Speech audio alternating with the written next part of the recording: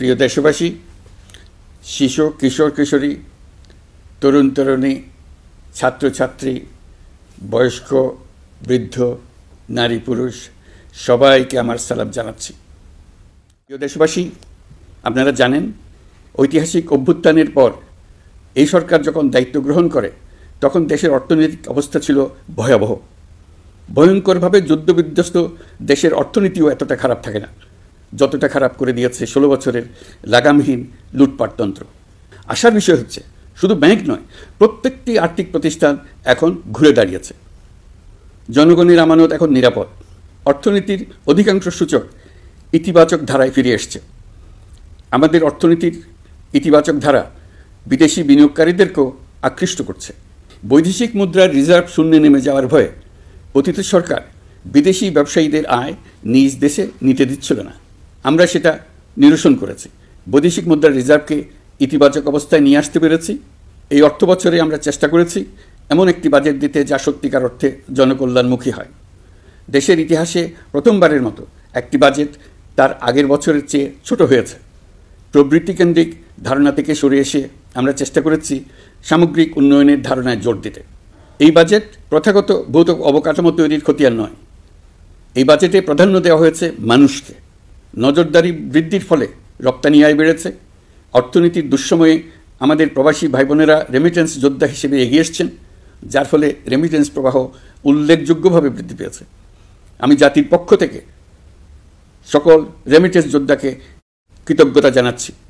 স্বৈরাচারী সরকারের পতনের পর অর্থ পাচার রোধে কঠিন পদক্ষেপ নিয়েছে অন্তর্বর্তী সরকার। এছাড়া পুরনো আমদানির দায় পরিশোধ হওয়ায় বৈদেশিক মুদ্রার রিজার্ভের উপরও চাপও কমেছে। রাজস্ব আদায় বাড়ানোর জন্য পূর্ব ঘোষণা অনুযায়ী জাতীয় রাজস্ব বোর্ড NBR ভেঙে অর্থ মন্ত্রণালয়ের অধীনে রাজস্ব নীতি বিভাগ এবং রাজস্ব ব্যবস্থাপনা বিভাগ নামে দুটি স্বতন্ত্র বিভাগ প্রতিষ্ঠা করা হয়েছে। এটি একটি বড় কাঠামোগত সংস্কার। এই সিদ্ধান্তের ফলে বিশাল আকারের দুর্নীতি কমবে, রাজস্ব ব্যবস্থার দক্ষতা বাড়বে, স্বার্থের দ্বন্দ্ব কমবে এবং রাজস্ব আহরণের আওতা সম্প্রসারিত হবে। অর্থনীতি সহ বিগত মাসগুলোতে সরকারের প্রত্যেকটি মন্ত্রণালয় ছোট বড় বহু সংস্কারের উদ্যোগ নিয়েছে। মোট 54টি মন্ত্রণালয়ে 1000-এরও উপরে সংস্কার ও উন্নয়ন সংক্রান্ত পদক্ষেপ নেওয়া হয়েছে। এর পাশাপাশি আমরা যে সংস্কার কমিশন করেছিলাম তাদের সুপারিশের মধ্য থেকে আশু করণীয় সুপারিশগুলো দ্রুত বাস্তবায়নের জন্য মন্ত্রণালয়গুলো কাজ করে যাচ্ছে। মে মাস পর্যন্ত বিভিন্ন সংস্কার কমিশন থেকে প্রাপ্ত সুপারিশের ভিত্তিতে 54টি মন্ত্রণালয়ে 129টি সুপারিশ বাস্তবায়ন করা হয়েছে। এই সকল সংস্কার কাজের মধ্যে কয়েকটি চুম্বক অংশ আজ আপনাদের সামনে তুলে ধরতে চাই। আইন ও বিচার বিভাগ মোট 33টি গুরুত্বপূর্ণ সুপারিশ ইতিমধ্যে বাস্তবায়ন করেছে। এর মধ্যে উল্লেখযোগ্য হল ইন্টারন্যাশনাল ক্রাইমস ট্রাইব্যুনাল অ্যাক্ট 1973 সংশোধন ও পুনর্গঠন করে আইনটি আন্তর্জাতিক মানের সাথে সামঞ্জস্যপূর্ণ করা।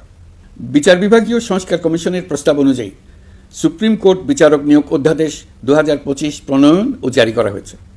এর অধীনে প্রথমবারের মতো বাংলাদেশের ইতিহাসে গণবিজ্ঞপ্তির মাধ্যমে সুপ্রিম কোর্টে বিচারক নিয়োগের সুযোগ তৈরি হয়েছে। দেওয়ানি কার্যবিধির সংশোধন করা হয়েছে, যার ফলে এখন বাদীকে আর দিনের পর দিন সশরীরে আদালতে যেতে হবে না। এক একটি দেওয়ানি মামলা নিষ্পত্তি হতে আগে যত সময় লাগত, এই সংশোধনীর ফলে সময়সীমা অর্ধেকে কমিয়ে আনা সম্ভব হবে বলে আমরা মনে করছি। দেশের 1000-এর বেশি অবকাঠামো এবং প্রতিষ্ঠানের নাম পলাতক প্রধানমন্ত্রীর বাবা, মা, ভাই, বোন, আত্মীয় স্বজনের নামে প্রতিষ্ঠিত করা হয়েছিল। তার মধ্যে ছিল সেনানিবাস, বিমানঘাঁটি, নৌবাহিনীর জাহাজ, মেগা সেতু, সড়ক, স্থাপনা, স্কুল, কলেজ, বিশ্ববিদ্যালয়, হাসপাতাল, গবেষণা কেন্দ্র, আরও বহু কিছু। এগুলোর সব নাম পরিবর্তন করা হয়েছে। নারী ও শিশু নির্যাতন দমন আইন সংশোধন করা হয়েছে। প্রবাসী ভাই বোনদের অনেক দিনের দাবির পরিপ্রেক্ষিতে পাওয়ার অফ অ্যাটর্নি বিধিমালার সংশোধন করা হয়েছে। এখন পুরনো পাসপোর্টে নো ভিসা রিকোয়ার্ড স্টিকার থাকলে কিংবা জন্মসনদ থাকলে বিদেশ থেকে পাওয়ার অফ অ্যাটর্নি সম্পাদন করতে পারবে।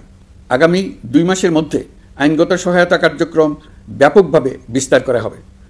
বছরে এখন গড়ে 35,000 মামলা নিষ্পত্তি হয়। আমাদের লক্ষ্য এটিকে 2 লক্ষ মামলায় উন্নতি করা। মামলা দায়েরের 48 ঘন্টার মধ্যেই যাদের বিরুদ্ধে মামলার কোনো ভিত্তি নেই তাদের বাদ দেওয়ার ব্যবস্থা করা হচ্ছে। আমরা সর্বোচ্চ চেষ্টা করেছি দেশের মানুষকে লুটপাটতন্ত্র থেকে বের করে আনতে। আপনারা জানেন বিগত 16 বছরে উন্নয়নের নামে মেগা প্রকল্প নিয়ে কী পরিমাণ লুটপাট হয়েছে। মেগা প্রকল্পগুলো যেন হয়ে উঠেছিল মেগা ডাকাতির প্রকল্প। আমরা দায়িত্ব গ্রহণের পরপরই বিভিন্ন উন্নয়ন প্রকল্প পুনরায় মূল্যায়ন করে দেখেছি যে প্রায় সব প্রকল্পেই ভৌতিক ব্যয় ধরা হয়েছে। শুধুমাত্র সড়ক পরিবহন ও মহাসড়ক বিভাগ, সেতু বিভাগ, রেল মন্ত্রণালয়, বিদ্যুৎ বিভাগ, জ্বালানি ও খনিজ সম্পদ বিভাগ, এই 5টি বিভাগে ব্যয় সংকোচ করা হয়েছে 46,308 কোটি টাকা।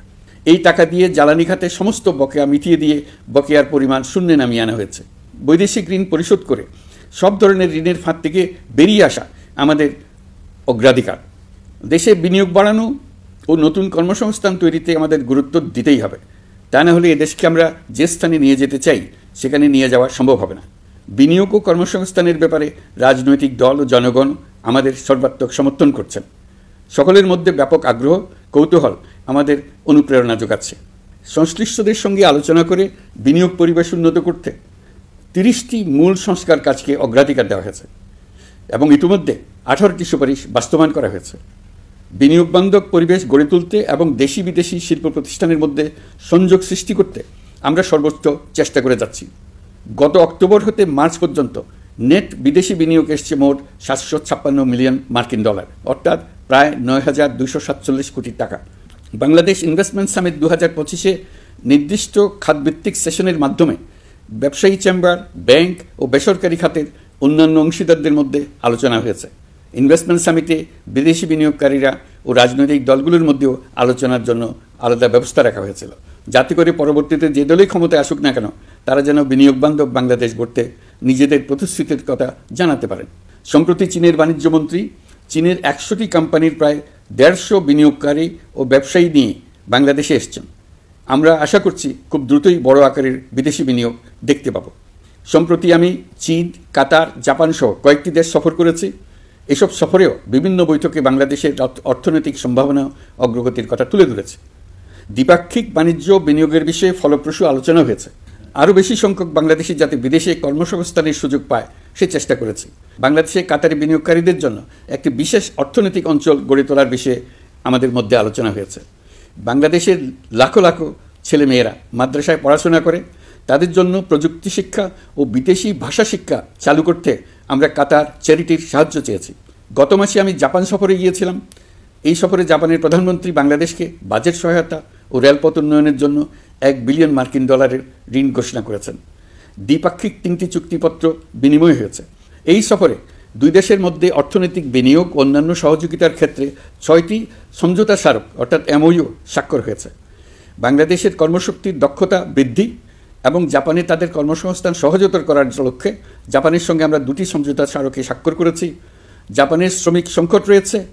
আমরা আগামী 5 বছরে জাপানে 1 লক্ষ কর্মী পাঠানোর চুক্তি সই করেছি। এর চাইতে আরও বেশি শ্রমিক ক্রমাগতভাবে পাঠানোর আয়োজন করে এসছে। প্রিয় দেশবাসী, 1971 সালে বাংলাদেশ স্বাধীন হওয়ার পর অর্থনৈতিকভাবে আমাদের যে উন্নতির শিখরে থাকার কথা ছিল, বিশ্বের কাছে মাথা উঁচু করে দাঁড়াবার কথা ছিল, সেই উচ্চতায় আমরা পৌঁছতে পারিনি। আমরা চাই বাংলাদেশ দক্ষিণ এশিয়ার অর্থনৈতিক প্রাণকেন্দ্র হিসেবে প্রতিষ্ঠিত হোক। এই কারণে বিনিয়োগ পরিষেবার উন্নয়নের পাশাপাশি বন্দরের সক্ষমতা বাড়াতে উদ্যোগ নিয়েছি। এটা করা সম্ভব না হলে দেশের কোটি কোটি মানুষের বেকারত্ব ঘুচবে না, অর্থনৈতিক সংকট রয়েই যাবে। চট্টগ্রাম বন্দর নিয়ে অনেকের মধ্যে কৌতূহল তৈরি হয়েছে। মাঝে মাঝে এমন কথাও শুনেছি যে এই বন্দর বিদেশিদেরকে নাকি দিয়ে দেওয়া হচ্ছে। আমি আগেও জানিয়েছি, চট্টগ্রাম বন্দর হলো বাংলাদেশের অর্থনীতির হৃৎপিণ্ড। বর্তমানে এই হৃৎপিণ্ড অতি দুর্বল। এখন যে অবস্থায় আছে সেই অবস্থায় তাকে রেখে দিলে আমাদের অর্থনীতিকে সামনে এগিয়ে নিয়ে যাওয়া সম্ভব হবে না। এই হৃৎপিণ্ডকে বড় করতে হবে, মজবুত করতে হবে, সুঠাম করতে হবে। তা করতে হলে বহু উদ্যোগ গ্রহণ করতে হবে, অভিজ্ঞদের সাহায্য লাগবে। আমরা যাদের সঙ্গে যোগাযোগ করেছি তারা বন্দর ব্যবস্থাপনায় বিশ্বের সেরা, সবচেয়ে অভিজ্ঞ। তারা ইউরোপ, কানাডা, অস্ট্রেলিয়া, চীন, দক্ষিণ কোরিয়া, ভারত, পাকিস্তান, তুরস্ক, মধ্যপ্রাচ্য ও আফ্রিকা সহ বিশ্বজুড়ে বন্দর পরিচালনা করে। তাদের কাজ বন্দর ব্যবস্থাপনা। আমাদের লক্ষ্য হলো বন্দর ব্যবস্থাপনার কাজ যত তাড়াতাড়ি সম্ভব তাদের কাছ থেকে শিখে নেওয়া। আমি গ্যারান্টি দিয়ে বলতে পারি, যদি 31 সালের মধ্যে আমরা বন্দরের কাজ শিখে ফেলি, এর পরবর্তী 5 বছরে অর্থাৎ 36 সালের মধ্যে পৃথিবীর যত দেশে যত বন্দর এই কোম্পানিগুলো চালায় তাদের বহু বন্দর এই বাংলাদেশিরাই পরিচালনা করবে। আপনারা যে বন্দরেই পা দেবেন দেখবেন সেখানে বাংলাদেশিরা আছেন। বহু লোকের কর্মসংস্থান হবে, বহু লোকের উপরে ওঠার সুযোগ হবে, তাদের নিজেদের প্রয়োজনেই তারা আমাদের চাকরি দেবে। আগে যে কোনো জাহাজে চড়লে দেখতাম জাহাজের নাবিক চট্টগ্রামের কিংবা সিলেটের। বন্দরের কাজ একবার শিখে নিতে পারলে ভবিষ্যতে আমরা যে বন্দরে যাব না কেন দেখব সেখানে চট্টগ্রাম, নোয়াখালী, সিলেট আর বরিশালের লোক, বাংলাদেশের লোক।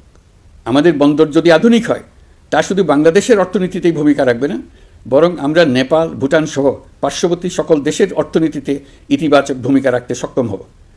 এই বন্দরই হবে অঞ্চলের অর্থনীতির সমৃদ্ধির চাবিকাঠি। কুমিরা থেকে টেকনাফ পর্যন্ত নানা বন্দরের কর্মচাঞ্চল্যে সমগ্র উপকূল অঞ্চল দক্ষিণ এশিয়ার একটি গুরুত্বপূর্ণ অর্থনৈতিক প্রাণকেন্দ্র হিসেবে প্রতিষ্ঠিত হবে। এই পুরো অঞ্চলে অনেকগুলো শিল্পাঞ্চল গড়ে উঠবে শুধু সমুদ্রের সান্নিধ্য এবং তার ব্যবহারের দক্ষতার কারণে।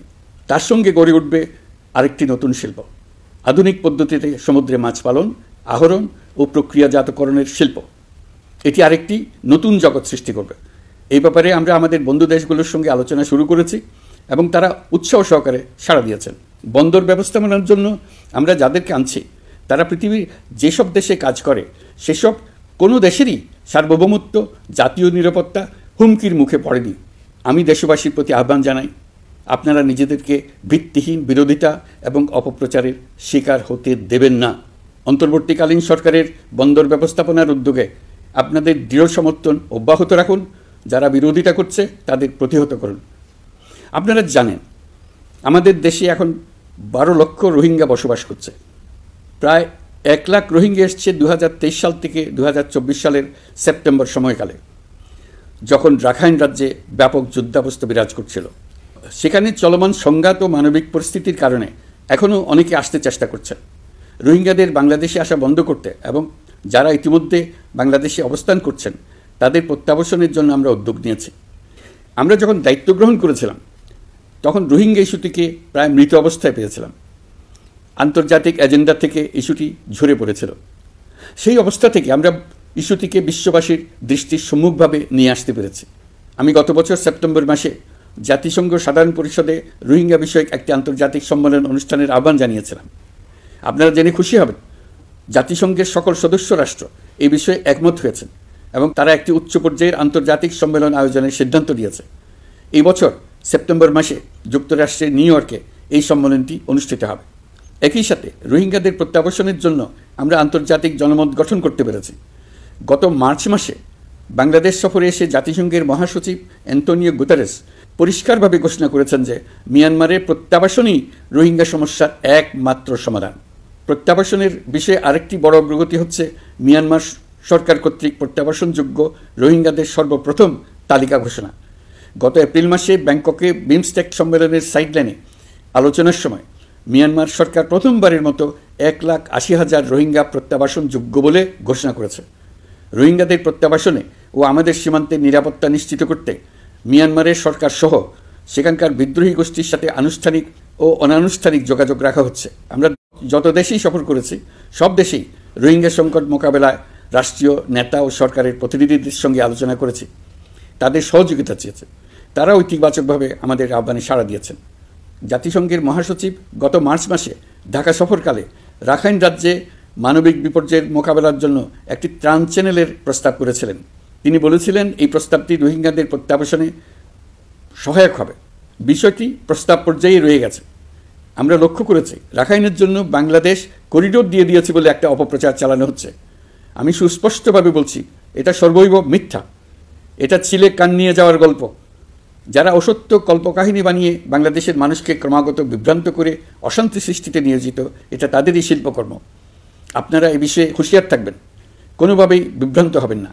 এসব অপপ্রচার সত্ত্বেও আমরা লক্ষ্যচ্যুত হব না। এই জটিল সমস্যাটি সমাধানে আমাদের কাজ চালিয়ে যাব। প্রিয় দেশবাসী, আগামী মাসে জুলাই গণ অভ্যুত্থানের বছর পূর্ণ হবে। যাদের আত্মত্যাগের কারণে এই অভ্যুত্থান সম্ভব হলো, আমরা তাদেরকে এবং তাদের পরিবারকে প্রতি মুহূর্তে আমাদের দৃষ্টিতে রেখেছি। তাদের জন্য নানা কর্মসূচি আমরা বাস্তবায়ন করে চলেছি। এখন পর্যন্ত 834টি শহীদ পরিবারের মধ্যে 630টি শহীদ পরিবারকে 10 লক্ষ টাকা করে 63 কোটি টাকার সঞ্চয়পত্রের জন্য ব্যাংক চেক দেওয়া হয়েছে। অবশিষ্ট যারা আছেন তাদের ওয়ারিশ নির্ধারণ সংক্রান্ত বিষয়গুলি নিষ্পত্তি সাপেক্ষে সঞ্চয়পত্র দেওয়া হবে। এর পাশাপাশি গণ অভ্যুত্থানে আহত প্রায় 12,500 জনকে 106 কোটি টাকা দেওয়া হয়েছে। গণ অভ্যুত্থানে আহতদের মধ্যে সরকারি বেসরকারি বিভিন্ন হাসপাতালে এই পর্যন্ত 15,393 জন চিকিৎসা গ্রহণ করেছেন। স্বাস্থ্যসেবা বিভাগের মাধ্যমে 40 জন আর মুক্তিযুদ্ধ বিষয়ক মন্ত্রণালয়ের মাধ্যমে 11 জনকে উন্নত চিকিৎসার জন্য সিঙ্গাপুর, থাইল্যান্ড ও রাশিয়া পাঠানো হয়েছে। তাদের চিকিৎসা বাবদ এই পর্যন্ত সরকার 61 কোটি টাকা ব্যয় করেছে এবং এই ব্যয় অব্যাহত আছে। আরও 28 জন জুলাই যোদ্ধাকে উন্নত চিকিৎসার জন্য সিঙ্গাপুর, থাইল্যান্ড ও তুরস্কে পাঠানোর প্রক্রিয়া চলছে। এখন পর্যন্ত বিভিন্ন হাসপাতালে চিকিৎসাধীনদের যুক্তরাজ্য, যুক্তরাষ্ট্র, ফ্রান্স, সিঙ্গাপুর, থাইল্যান্ড, চীন, মালয়েশিয়া ও নেপাল থেকে 26 জন বিশেষজ্ঞ চিকিৎসক এসে বিনামূল্যে চিকিৎসা দিয়েছেন। এই চিকিৎসকবৃন্দ শুধু যাতায়াত খরচ গ্রহণ করেছেন, এর বেশি কিছু তারা গ্রহণ করতে চান নাই। আমরা তাদের প্রতি কৃতজ্ঞ। এই পর্যন্ত শহীদ পরিবারগুলোকে সঞ্চয়পত্র প্রদান, আহত ব্যক্তিদের চিকিৎসা ও চেক প্রদান বাবদ সরকার মোট 285 কোটি টাকা ব্যয় করেছে। প্রিয় দেশবাসী, আমি শুরু থেকেই বলেছি, পতিত স্বৈরাচার বাংলাদেশকে যেভাবে ধ্বংসস্তূপ বানিয়েছে, সেখান থেকে নতুন করে যাত্রা শুরু করতে হলে ন্যূনতম 3টি আবশ্যিক কাজ সম্পন্ন করতে হবে। প্রথমত, বিচার ও জবাবদিহিতা প্রতিষ্ঠার উদ্যোগ দৃশ্যমান করে তোলা।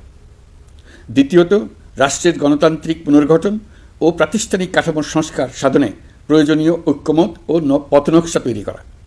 তৃতীয়ত, একটি অবাধ, সুষ্ঠু ও শান্তিপূর্ণ নির্বাচন আয়োজন করে ক্ষমতা হস্তান্তরের গণতান্ত্রিক প্রক্রিয়া সম্পন্ন করা। এই লক্ষ্যে ধ্বংসপ্রাপ্ত নির্বাচন ব্যবস্থাকে স্থায়ীভাবে সংস্কার করা। এই 3টি ম্যান্ডেট হচ্ছে দেশবাসীর সাথে আমাদের চুক্তি। 24-এর শহীদের রক্তে ভেজা এই চুক্তি আপনাদের সার্বিক সমর্থন, আস্থা ও সহযোগিতা নিয়ে এবং পতিত শক্তি ও তার দোসরদের সৃষ্ট সকল বাধা বিপত্তিকে পরাভূত করে আমরা সম্মিলিতভাবে বাস্তবায়ন করতে সক্ষম হব বলে আমার দৃঢ় বিশ্বাস। গত বছর জুলাই-আগস্ট মাসে সংঘটিত হত্যাযজ্ঞ সহ বিগত 16 বছরের গুম, খুন, নির্যাতনের সত্য উদ্ঘাটন এবং আর্থিক খাতের সীমাহীন দুর্নীতি, অনিয়ম ও অপরাধের বিচার প্রক্রিয়া আমরা শুরু করেছি।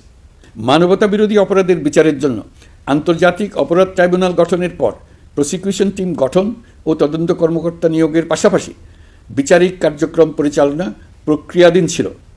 যত দ্রুত সম্ভব বিচার কাজ শুরুর ব্যাপারে আমরা আশাবাদী ছিলাম। আপনারা জানেন, জুলাইয়ে সংঘটিত হত্যাযজ্ঞের বিচার ইতিমধ্যে শুরু হয়ে গেছে। বিচার কাজ যেন দ্রুত গতিতে সম্পন্ন হয়, সেজন্য সরকারের পক্ষ থেকে যত রকম সহযোগিতা প্রয়োজন আমরা তা দিচ্ছি। বিচারের জন্য আন্তর্জাতিক অপরাধ ট্রাইব্যুনালের এজলাস কক্ষ ডিজিটাল প্রযুক্তিতে সমৃদ্ধ করা হয়েছে। ইতিহাসে প্রথমবারের মতো কোনো বিচার পর্ব আদালতের অনুমতিক্রমে সরাসরি কিংবা রেকর্ডকৃত পদ্ধতিতে গণমাধ্যমে প্রচারিত হচ্ছে। আমরা বিশ্বাস করি এতে করে বিচার বিভাগের প্রতি মানুষের আস্থা বাড়বে, বিচার নিয়ে অপপ্রচার বন্ধ হবে। প্রসিকিউশন বলছে, বিগত সরকার পতনের পর তাদের আজ্ঞাবহ ব্যক্তিরা বিভিন্ন গুরুত্বপূর্ণ সাক্ষ্য প্রমাণ বিনষ্ট করার চেষ্টা করেছে। থানা, হাসপাতাল সহ গুরুত্বপূর্ণ স্থানের দলিলপত্র পুড়িয়ে বা লুকিয়ে নষ্ট করার চেষ্টা করা হয়েছে। বিভিন্ন অপরাধমূলক স্থাপনার আকার, আকৃতি, দেয়াল ইত্যাদি ভেঙে এবং বিকৃত করে প্রমাণ লুকানোর চেষ্টা করা হয়েছে। বিভিন্ন ডিজিটাল এভিডেন্স যেমন ভিডিও, অডিও, ইন্টারনেট ডেটা, যেগুলো ডিলিট বা ধ্বংস করার চেষ্টা করা হয়েছে, তদন্ত কর্মকর্তারা সর্বাধুনিক প্রযুক্তি ব্যবহার করে সেগুলো রিকভার এবং রেস্টোর করার কাজ করছেন। এই কাজে আমরা দেশবাসীর কাছেও সহযোগিতা কামনা করছি। স্বৈরাচারী সরকারের আমলে গত 16 বছরে রাজনৈতিক ভিন্নমত দমনের জন্য বিপুল সংখ্যক মানুষকে গুম করা হয়েছিল। এই মানুষগুলোকে এমন সব বন্দিশালায় আটকে রাখা হয়েছিল যাদের কোনোটির আয়তন ছিল মাত্র 3 ফিট বাই 3 ফিট। গুমের ঘটনা তদন্ত ও এই ভয়াবহ অপরাধের সঙ্গে যারা জড়িত তাদের বিচারের জন্য একটি স্বাধীন গুম সংক্রান্ত কমিশন নিরলসভাবে কাজ করে যাচ্ছে। তারা গুমের এমন রোমহর্ষক ঘটনা আবিষ্কার করেছে যা নিষ্ঠুরতার চূড়ান্ত সীমা ছাড়িয়ে গেছে। মানুষকে পেট কেটে সিমেন্টের বস্তা ঢুকিয়ে নদীতে ডুবিয়ে দেওয়া হতো, ইঞ্জেকশন দিয়ে অজ্ঞান করে জ্বলন্ত ইটভাটায় নিক্ষেপ করা হতো, ট্রেন ও গাড়ির নিচে ছুঁড়ে ফেলা হতো। কমিশন এখন পর্যন্ত 2টি অন্তর্বর্তীকালীন প্রতিবেদন জমা দিয়েছে। তারা এখনও প্রতিনিয়ত নতুন নতুন অভিযোগ পাচ্ছে।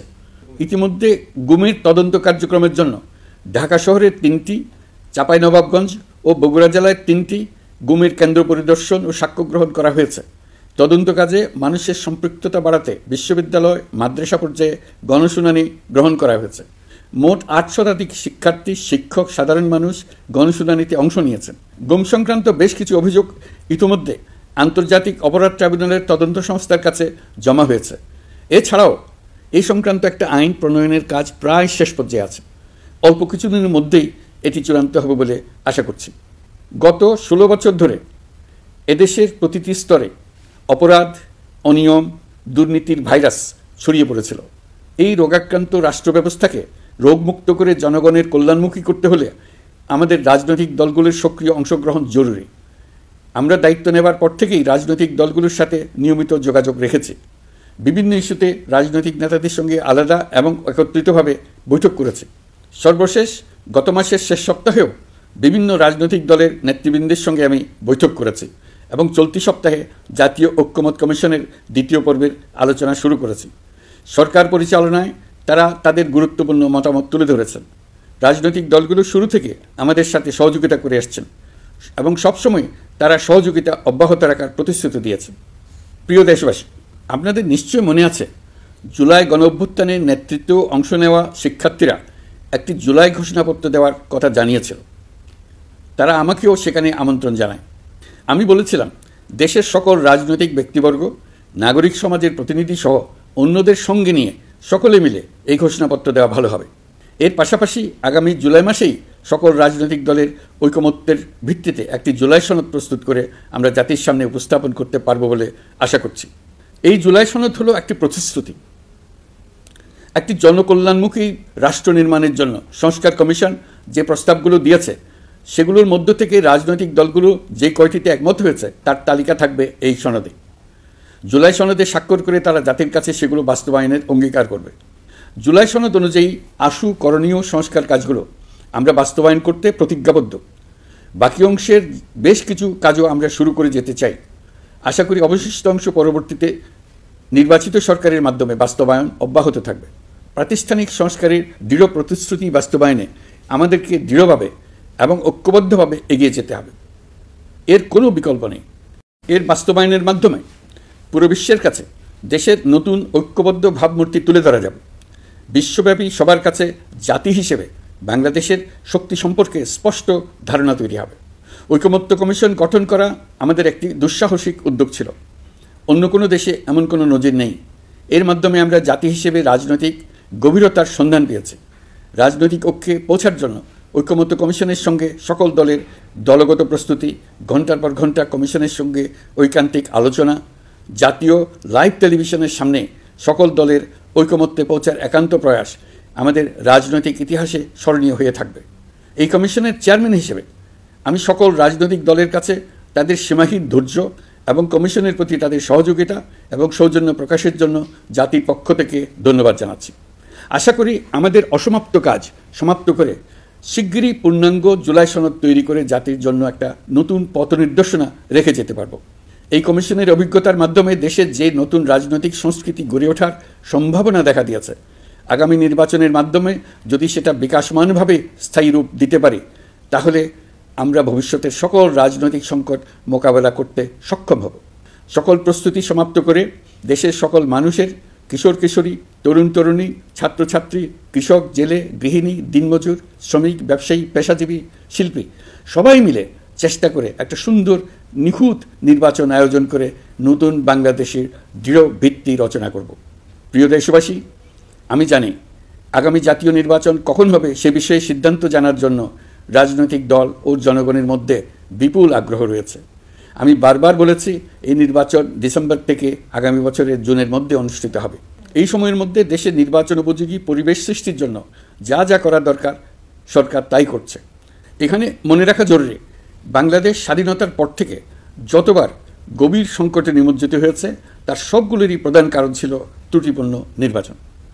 ত্রুটিপূর্ণ নির্বাচন প্রক্রিয়ায় বারবার ক্ষমতা কক্ষিগত করার মধ্য দিয়ে একটি রাজনৈতিক দল বর্বর ফ্যাসিস্টে পরিণত হয়েছিল। এই ধরনের নির্বাচন যারা আয়োজন করে তারা জাতির কাছে অপরাধী হিসেবে চিহ্নিত হয়ে যায়। এমন নির্বাচনের মধ্য দিয়ে যে দল ক্ষমতায় আসে তারাও জনগণের কাছে ঘৃণিত হয়ে থাকে। এই সরকারের একটি বড় দায়িত্ব হলো একটি পরিচ্ছন্ন, উৎসবমুখর, শান্তিপূর্ণ, বিপুলভাবে অংশগ্রহণের পরিবেশে একটি নির্বাচন অনুষ্ঠান করা, এমন একটি নির্বাচন আয়োজন করা যাতে করে দেশ ভবিষ্যতে নতুন সংকটে না পড়ে। এই জন্য সবচেয়ে বেশি গুরুত্বপূর্ণ হলো প্রাতিষ্ঠানিক সংস্কার। যেই প্রতিষ্ঠানগুলো নির্বাচনের সঙ্গে সরাসরি জড়িত সেগুলোতে যদি সুশাসন নিশ্চিত করা না যায় তাহলে ছাত্র জনতার সকল আত্মত্যাগ বিফলে যাবে। সংস্কার, বিচার, নির্বাচন এই তিনটি ম্যান্ডেটের ভিত্তিতে আমরা দায়িত্ব গ্রহণ করেছিলাম। সেই বিবেচনায় আগামী রোজার ঈদের মধ্যে সংস্কার ও বিচারের বিষয়ে আমরা একটি গ্রহণযোগ্য জায়গায় পৌঁছতে পারব বলে বিশ্বাস করি। বিশেষ করে মানবতাবিরোধী অপরাধের বিচার, যা কিনা জুলাই গণ অভ্যুত্থানের শহীদদের প্রতি আমাদের সম্মিলিত দায়, সেই বিষয়ে আমরা দৃশ্যমান অগ্রগতি দেখতে পারব। এতে আমাদের উপর আপনাদের অর্পিত ম্যান্ডেট ন্যূনতম হলেও বাস্তবায়ন করে যেতে পারব। সেই বিবেচনায় ও ইতিহাসের সবচেয়ে অবাধ, সুষ্ঠু, প্রতিদ্বন্দ্বিতামূলক ও গ্রহণযোগ্য নির্বাচন আয়োজনের জন্য সকল পক্ষের সঙ্গে আমরা আলোচনা করেছি। পাশাপাশি বিচার, সংস্কার ও নির্বাচন সংক্রান্ত চলমান সংস্কার কার্যক্রম পর্যালোচনা করে আমি আজ দেশবাসীর কাছে ঘোষণা করছি যে আগামী জাতীয় নির্বাচন 2026 সালের এপ্রিলের প্রথমার্ধের যে কোনো একটি দিনে অনুষ্ঠিত হবে। এই ঘোষণার ভিত্তিতে নির্বাচন কমিশন উপযুক্ত সময়ে আপনাদের কাছে নির্বাচনের বিস্তারিত রোডম্যাপ প্রদান করবে। আমরা এমন নির্বাচন চাই যা দেখে অভ্যুত্থানের শহীদদের আত্মা তৃপ্তি পাবে, তাদের আত্মা শান্তি পাবে। আমরা চাই আগামী নির্বাচনে সবচেয়ে বেশি ভোটার, সবচেয়ে বেশি প্রার্থী ও দল অংশ নেক। এটা সবচেয়ে অবাধ, সুষ্ঠু ও নিরপেক্ষ নির্বাচন হিসেবে জাতির কাছে স্মরণীয় হয়ে থাকুক। 1.5 যুগ পরে দেশে সত্যিকারের একটি জনপ্রতিনিধিত্বশীল সংসদ গঠিত হবে। বিপুল তরুণ গোষ্ঠী এবার জীবনে প্রথম ভোট দেওয়ার সুযোগ পাবে। এসব লক্ষ্যে প্রয়োজনীয় সকল পদক্ষেপ নেওয়ার জন্য আমরা জাতির কাছে অঙ্গীকারবদ্ধ। আমি দেশবাসীর প্রতি আহ্বান জানাই, আপনারা সকল রাজনৈতিক দল এবং আপনাদের এলাকার প্রার্থীদের কাছ থেকে সুনির্দিষ্ট অঙ্গীকার আদায় করে নেবেন যেন আগামী সংসদের প্রথম অধিবেশনেই যেসব সংস্কারের প্রশ্নে ঐকমত্য অর্জিত হয়েছে তা কোনো প্রকার কাটাছেঁড়া ছাড়াই যেন তারা অনুমোদন করেন। আপনারা ওয়াদা আদায় করে নেবেন যে তারা বাংলাদেশের স্বাধীনতা, সার্বভৌমত্ব, আঞ্চলিক অখণ্ডতা এবং জাতীয় মর্যাদার প্রশ্নে কখনো কোনো প্রকার আপোষ করবেন না এবং দেশের বাইরের কোনো শক্তির কাছে দেশের স্বার্থ বিকিয়ে দেবেন না। আপনারা তাদের কাছে সুনির্দিষ্ট প্রতিশ্রুতি আদায় করে নেবেন এই মর্মে যে তারা কখনোই কোনো অবস্থাতেই আপনাদের গণতান্ত্রিক অধিকার ও মানবিক মর্যাদার ক্ষুণ্ণ করবেন না। আপনারা তাদের কাছে অঙ্গীকার আদায় করে নেবেন যে তারা সম্পূর্ণ সততা ও স্বচ্ছতার সাথে দেশ পরিচালনা করবেন এবং সকল প্রকার দুর্নীতি, দলীয়করণ, টেন্ডারবাজি, সিন্ডিকেটবাজি, চাঁদাবাজি, সন্ত্রাসী কর্মকাণ্ড ইত্যাদি গণবিরোধী কাজ থেকে নিজেদেরকে সম্পূর্ণভাবে মুক্ত রাখবেন। আমি আপনাদের আবারও স্মরণ করিয়ে দিতে চাই যে এবারের নির্বাচন শুধু শান্তিপূর্ণ নির্বাচন করার বিষয় নয়, এটা ছাত্র জনতার অভ্যুত্থানের আকাঙ্ক্ষা নতুন বাংলাদেশ গড়ার নির্বাচন। এই নির্বাচনে পরিচিত দলগুলিই থাকবে, তাদের পরিচিত মার্কাগুলিই থাকবে, কিন্তু ভোটারকে বের করে আনতে হবে যে এই মার্কার পেছনে আপনার কাছে ভোট প্রার্থীরা কে কতটুকু নতুন বাংলাদেশ গড়ার জন্য প্রস্তুত, কে কতটা প্রতিজ্ঞাবদ্ধ। আমরা যারা এই নির্বাচনে ভোটার হব তারা অত্যন্ত সৌভাগ্যবান এবং সৌভাগ্যবতী। আমরা একটা অনন্য ঐতিহাসিক ভূমিকা পালনের সুযোগ ও দায়িত্ব পাচ্ছি। আমরা জাতির নতুন যাত্রাপথ তৈরি করে দেওয়ার দায়িত্ব পাচ্ছি। আমরা নতুন রাজনৈতিক সংস্কৃতি সৃষ্টির মহান সুযোগটা পাচ্ছি। আমাদের সুচিন্তিত ভোটের মাধ্যমেই নতুন বাংলাদেশ নির্মিত হবে। শহীদদের রক্তদান সার্থক হবে। আশা করি বিষয়টা নিয়ে চিন্তাভাবনা করেই সবাই ভোট কেন্দ্রে যাব এবং দৃঢ়প্রত্যয়ে ভোট দেব। এখন থেকে ভাবনা চিন্তা শুরু করুন, আলোচনা শুরু করুন। এখন থেকে আপনাদের ভোটের গুরুত্বটা বুঝে নিন। আপনার এবারের ভোটের গুরুত্ব ঐতিহাসিক মানদণ্ডে দেখা হবে। প্রিয় দেশবাসী, আমাদের সবসময় মনে রাখতে হবে পতিত ফ্যাসিবাদ ও তার দেশি বিদেশি দোসররা নতুন বাংলাদেশ গড়ার সম্মিলিত প্রচেষ্টাকে পদে পদে বাধাগ্রস্ত করার চেষ্টা চালিয়ে যাচ্ছে। তারা নানামুখী অপপ্রচারে লিপ্ত। তারা সবসময় চাইবে জুলাই অভ্যুত্থানের মাধ্যমে তৈরি হওয়া জাতীয় ঐক্যের শক্তিকে পরাভূত করতে, গণতান্ত্রিক আকাঙ্ক্ষা বাস্তবায়নের প্রচেষ্টাকে লাইনচ্যুত করতে এবং বাংলাদেশকে পুনরায় করায়ত্ত করতে। আমি আগেও বলেছি, আজ আবারও বলছি, আমরা একটা যুদ্ধ অবস্থায় আছি। এখন আমাদের একতাবদ্ধ থাকতে হবে যে কোনো মূল্যে। পরাজিত শক্তি এবং তাদের সহযোগীরা ওত পেতে বসে আছে আমাদের ছোবল মারার জন্য, আমাদের অগ্রযাত্রাকে রুখে দেওয়ার জন্য। আমরা তাদের কিছুতেই এই সুযোগ দেব না। আসুন আমরা আমাদের সম্মিলিত প্রচেষ্টায় প্রিয় মাতৃভূমির স্বাধীনতা, সার্বভৌমত্ব, আঞ্চলিক অখণ্ডতা ও জাতীয় মর্যাদার বিরুদ্ধে যে কোনো আঘাত প্রতিহত করার উদ্দেশ্যে প্রতিরোধের ঐক্যবদ্ধ সুদৃঢ় প্রাচীর গড়ে তুলি।